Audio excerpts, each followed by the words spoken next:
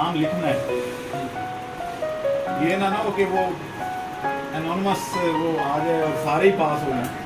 तो वो आपने मशक़ें करके तो मुझे देना, मेरे पास पहले उनके जवाब मौजूद होंगे, आपने जवाब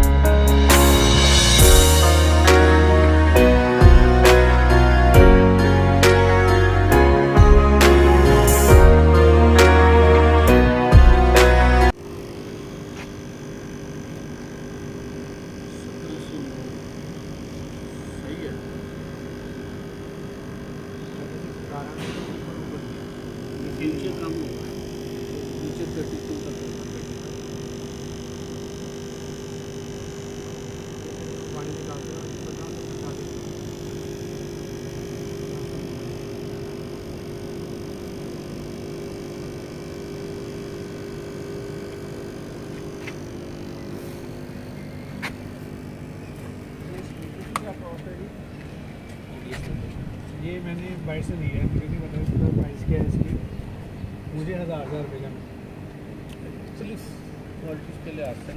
मैंने बीस की खा रहा हूँ कि मैंने लिया ना बीस की। हाँ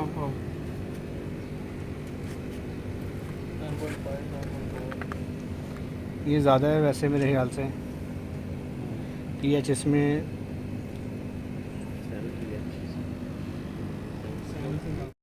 हमारे चैनल को सब्सक्राइब करें और साथ में बेल आइकन को भी दबा दें ताकि हमारी हर नई आने वाली वीडियो आप तक बआसानी पहुंच सके।